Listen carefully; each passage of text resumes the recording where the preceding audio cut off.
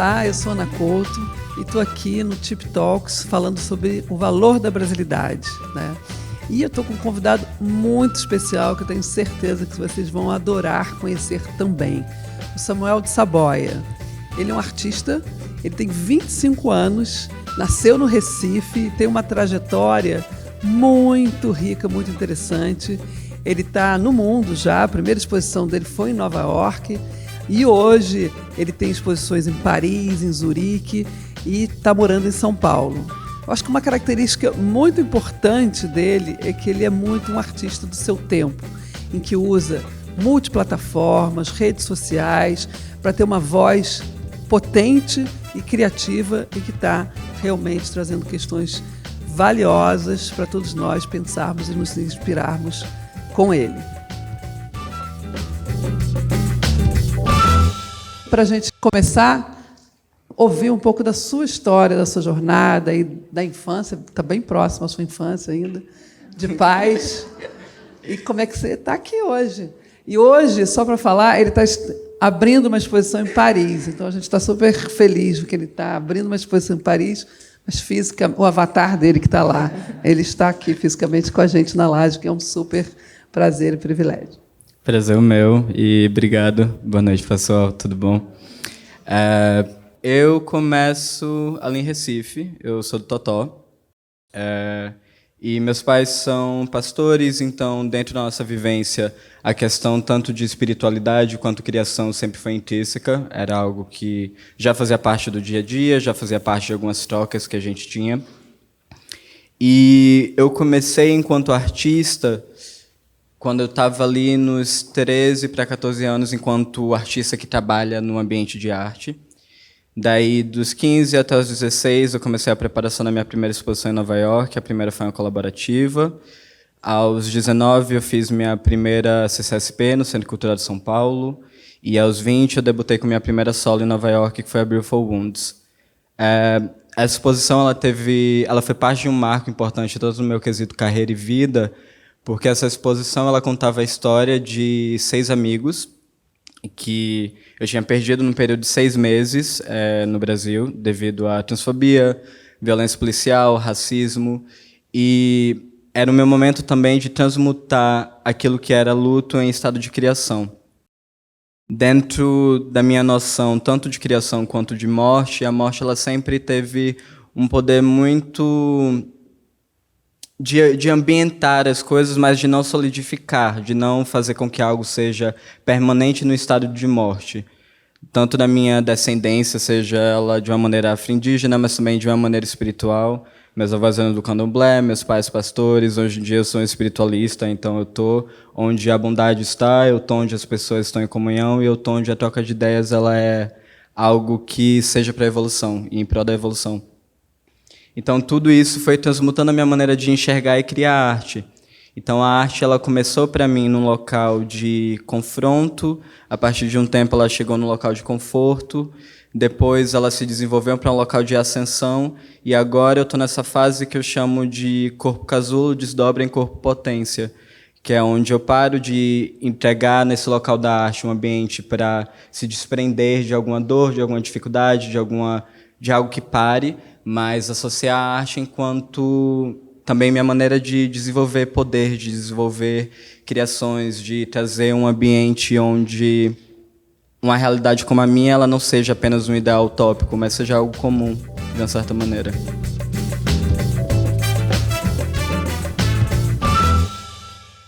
Me fala um pouco de como é que você também trabalha com. Você falou um pouco em vários vídeos que eu vi, a questão da falta de recurso com o recurso. Então você falou assim, eu pinto com o que eu tenho, e depois toda essa questão da internet, do digital, desse tempo que você usou a seu favor, né? Porque tem muitas coisas que não estão a seu favor, mas você fez isso transmutar as coisas a seu favor.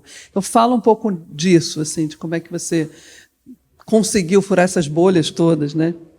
Esse local de início, ele não é um local fantasioso, assim, ele é uma verdade que era o que se mostrava naquele momento. Eu não venho tanto de um local enquanto físico, bairro, enquanto estrutural, que permitia esse acesso e essa presença que eu tenho no mundo da arte, no mundo da moda, numa escala global.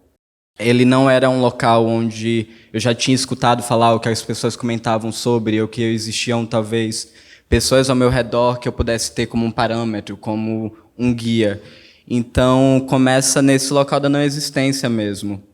Tem essa coisa que está linkada com a forma como as vidas pretas e indígenas elas vão no local de posterioridade, de ancestralidade, de uma criação contínua, que é um local de criar com coisas a partir de coisas que são também etéreas, mas não no quesito que elas não existem, mas apenas que elas não existem no plano visível. Então, a minha criação dentro desse início era isso, eu imaginava, eu sonhava. E nisso que o mundo onírico, para mim, tem uma importância muito grande. O mundo dos sonhos é um mundo onde eu entendi locais de acesso, em primeiro lugar. Então, acessar algo que eu imaginava, acessar um sonho que se torna uma invenção, essa invenção se torna uma brincadeira. A brincadeira, a partir de um momento na repetição, ela se transforma em técnica. Então, era esse lugar de pegar esse mundo invisível e trazer ele para o visível, trazer um mundo espiritual e colocar ele no mundo físico. Era sempre isso de não aceitar que o fato de algo não existir é total. Não é que essa existência ela diga algo não existe, então isso não pode vir a existir. Mas algo não existe, então ok, vamos criá-lo. Então foi esse lugar de entender essa chave e de chegar nesse ambiente de percepção mesmo, onde uma existência que ela foi delimitada e pautada por talvez caixas, códigos, nomes, galerias, locais de fala, locais de ascensão, de criação. Como que eu posso criar isso sem ser por essa rota, né? E aí essa minha rota ela começou a ser um local de um começo um pouco mais difícil, porque eu me vi ali cavando esse percurso. Óbvio que quando eu penso em arte e moda em quesitos globais, a gente tem outros criadores e outros artistas que comunicam e que mostram também suas possibilidades, mas no local que me encontrava naquele momento eu não via essa possibilidade, né? Eu fui ter acesso à internet, eu tinha 14 anos, então era uma coisa de o que eu tenho aqui e agora, o que eu tenho ali do lado, sabe? E o que estava do meu lado eram as pessoas que eu via no dia a dia, era minha mãe, era uma tia que pintava lenço, mas também ela criava umas flores hiperrealistas, então ela pintava em óleo, ela sabia uma técnica, então eu via o que ela estava fazendo ali. Então eu fui criando a partir de pequenas sementes, assim, mas sabendo da propensão dessas sementes se tornar algo maior.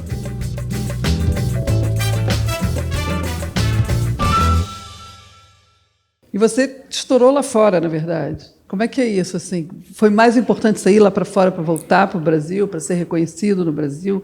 Esse é um caminho? Ou aqui você encontrou muita resistência no mercado? Como é que é essa trajetória de... O que aconteceu comigo é que logo após a exposição em Nova York, a primeira, né, eu voltei... Você escreveu, né, você fez conta um pouco a história. Eu tinha começado já ali no Facebook, numa de procurar quem é que era quem no mercado brasileiro, quem é que trabalhava na revista tal, quem é que sabia da galeria tal. Olhava o LinkedIn de todo mundo e mandava mensagem, fazia assim, oi, meu nome é Samuel, acho que na época eu estava com 16, eu tenho 16 anos e eu estou fazendo... eu tenho uma exposição para fazer em Nova York. Nessa época eu estava querendo ir para São Paulo ainda, não era nem para Nova York. E eu tenho 10 telas feitas em cartolina, cada uma é R$250. E eu mandava assim, a foto das telas para as pessoas.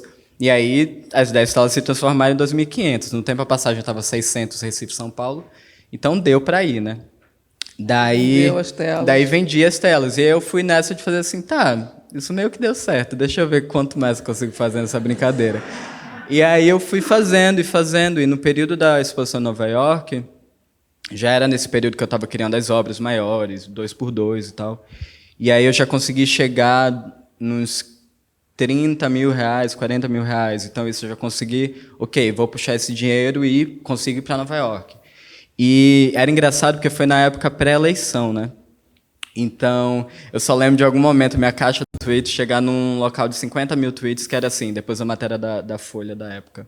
Ah, esse menino é o que riscou meu carro, esse menino é o que fez isso, isso e isso. Olha a cara desse menino aí, não era para estar fazendo exposição, tal e tal.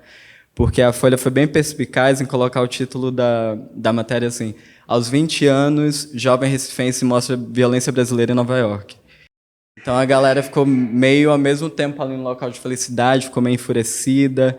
Então foi um começo ali meio de lidar com o público de um local muito... Será que eu me entrego para essa galera ou será que eu me escondo aqui? Qual o caminho que vai ser mais fácil? E aí eu fui fazendo os dois. Tanto que agora, depois dessa passagem pelas galerias, eu já sou independente tem 2 anos, então eu tenho minha própria equipe. Eu tenho as pessoas que cuidam do mercado de África, de Ásia. Eu tenho a pessoa que cuida de Europa, tenho que cuida de América do Norte, tenho que cuida de América do Sul.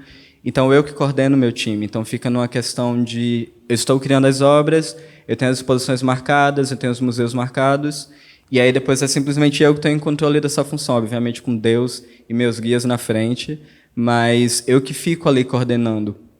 Então, é quase como se existisse uma necessidade que ela foi criada no quesito, principalmente mercadológico de arte, onde a mensagem principal é que só se pode estar nesse mercado se você fizer de tal e tal maneira. Mas, a partir do momento que mais pessoas procurem tangentes e margens, por isso que eu gosto muito da margem, eu gosto da periferia, eu gosto do movimento que ele não precisa ser central para ser ativo, porque eu consigo, através desse contorno, fazer essa volta que vai ser mais rápida, que eu vou chegar no local que eu quero estar, independente desse local que é guiado pelo olhar do outro, né? Porque o outro ele te traz um olhar que é magnífico, é uma troca, é necessário, mas o outro nunca vai saber completamente o que você precisa fazer ou como você quer estar. Então, começou a ser um pouco desse olhar singular, mas que agora tem chego novamente num lugar de constelação, que é, inclusive, o tema dessa minha última exposição em Londres, que foi a esperança ancestral de se tornar constelação ao invés de uma supernova. Então, que a ideia de, ao invés de ser uma estrela que é uma só, que chega nisso, explode, e acontece naquele momento, mas também naquilo se autodestrói, mas criar um movimento de constelação. Então, hoje, quando eu me movo dentro desse mercado, eu me movo de uma maneira horizontal. Eu tenho pessoas, eu tenho uma comunidade, eu tenho pessoas em países diferentes que se comunicam comigo, que se comunicam com minha linguagem visual, e a partir disso a gente chega nesses lugares que às vezes foram trazidos como mais altos, mas que agora são paisagens até um pouco comuns. Brasil global totalmente. Em 2 anos, você foi totalmente global. Você está, né? Você vê mais lá fora do que aqui, você expõe mais lá fora.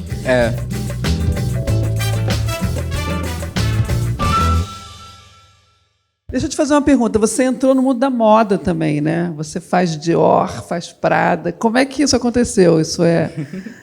Dentro dessa tua visão tão espiritualizada e tão importante do poder da arte, como é que você vê a moda?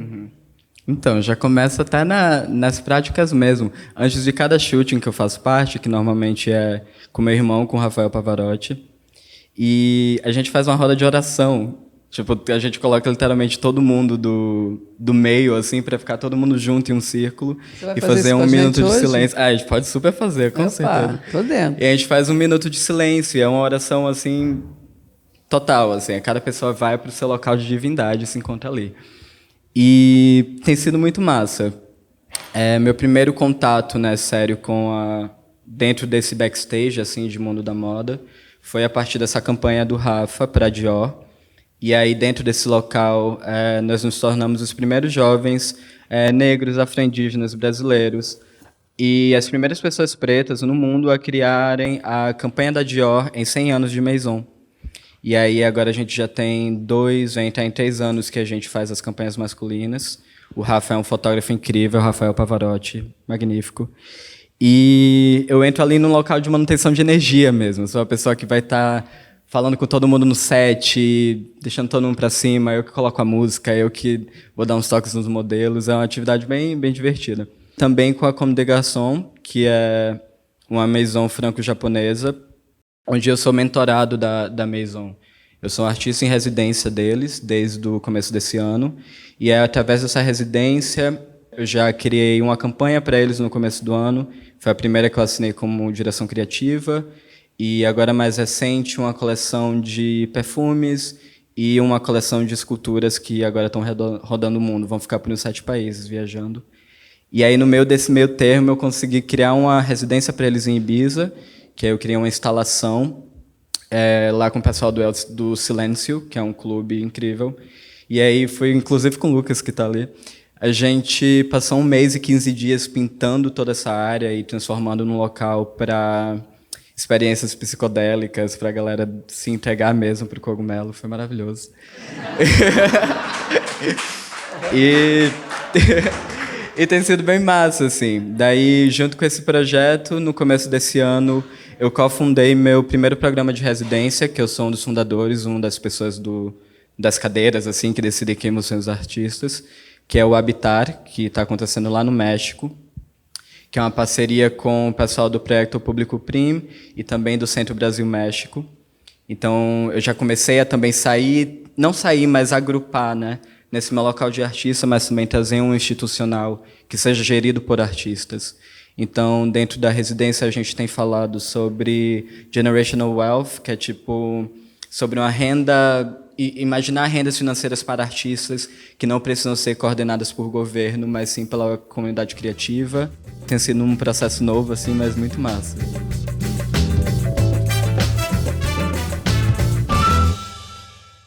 E essa visão global e brasileira, como é que você se vê no Brasil e qual o impacto que você está tendo aí nessa sua trajetória já tão forte, né, global? No Brasil, eu me vejo como nordestino, começa aí, recifense. Se vem ou você se vê? Eu me vejo. Nunca vou parar de me ver. Porque eu penso também, quando eu olho, né, esse local de Brasil, eu penso qual o Brasil que é proposto para cada um de nós, colocando essa base de onde nós viemos, de quem que nós viemos, quais os nossos sobrenomes, que maneira a gente se comporta perante esses ideais e essas maneiras de entender e nos rastrear, né, enquanto brasileiros. A gente faz muita leitura quando a gente olha para o outro. Então, eu sei a forma como o Brasil me enxerga, e eu sei também a forma como as pessoas do meu meio me enxergam, porque eu consigo ver o reflexo, eu consigo ver as projeções. E as projeções que eu coloco também, não é um local de mão única. Dentro desse local, eu sempre me vim como um sonhador, como uma pessoa que não imagina um local de sonho como utópico, mas um local de sonho muito concreto, assim. Eu realmente acredito e já tenho participado de iniciativas que imaginam cada vez mais o sonho de uma maneira real. Acho que já tem uns 2 anos que comecei a comunicar com a galera do MIT, tem um menino querido chamado Adam, que tem pensado o sonho enquanto que tipo de cursos e aprendizados nós podemos ter dentro do universo de sonhos. E já existem maquininhas para isso, já existem coisas coordenando nossos sonhos por aí.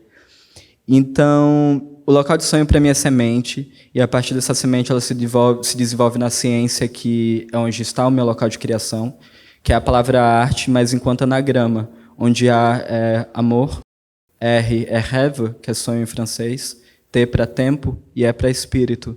Então, esses locais de desenvolvimento onde estão a minha potência, estão o meu local de reencontro, de calma, mas também de criação, de uma potência, mas também um local de falha que traz para um local de construção. Tenho muito essa coisa na cabeça que eu prefiro, às vezes, uma casa com rachaduras do que uma casa sem asa. Então, essa questão de ter um local que eu possa imaginar um outro local para ir através disso, saber que essa proposta e essa conversa, ela talvez me indique outras maneiras de observar o mundo, de observar as pessoas e lidar com elas, que o meu momento de criação ela pode me colocar num local onde, através de um transe, onde uma maneira diferente de olhar, ou prestar atenção no outro movimento, no pincel, ou tocar a tinta de uma outra maneira, eu acho que tudo me adiciona, né? E tem sido bem isso mesmo. Eu acho que eu estou colecionando ideias e sonhos e criações ao redor que eu vou vivendo. Então, você sempre se imaginou assim, nesse artista global? Com certeza. Criança? Desde o começo. A campanha... Desde criança? Não, total, assim, tipo, eu lembro de ter um pôster no meu quarto, que eu arquei de uma revista, assim, da Com, e de olhar para essa campanha da Comunicação, assim, desde que eu tenho 16 anos. Eu ficava falando que ia me tornar parte daquilo, mas eu não fazia ideia nem o que aquilo era. E aí, a pessoa que é essa mentora, essa pessoa que está por trás de uma parte desse movimento na minha vida, eu fui descobrir, enquanto eu estava criando essa primeira campanha para a Com, que é ela que criou a campanha que eu olhava quando eu tinha 16 anos, nos anos 90. Uau. Então, esse movimento cíclico, assim, eu acredito muito nas orações, nas manifestações, nos ebóis, em tudo que a gente coloca por aí com intenção, essa intenção ela volta, isso eu tenho certeza. Falamos de intenção de brasilidade. Então, está voltando. Muito bom, muito bom. Deixa eu te fazer uma última pergunta. A sua formação é totalmente autodidata, né? Você não teve... Ou a sua casa era uma casa de artista? Meus pais são artistas da mente, assim. Eles sempre tiveram um jeito bem artístico de ensinar as coisas. Eu fiz arquitetura por 2 anos. Ah, você fez arquitetura? Fiz dos 15 até os 17. Daí, 17 até 19, eu fiz design gráfico. E aí, nisso, eu já estava de saco cheio, assim. Eu amo a ideia da academia e respeito muito os acadêmicos. É um local que... Eu acho um local... Quando é um local de compreensão, eu acho que é o ápice do gozo. Assim, você está num lugar onde você quer aprender e ter essa troca tão direta, mas eu vivo uma vida que me permite um aprendizado de outras maneiras. Então, eu sinto que minha formação lá tem sido realmente minha relação com Deus, com meus orixás e com as pessoas. É onde tenho aprendido bastante.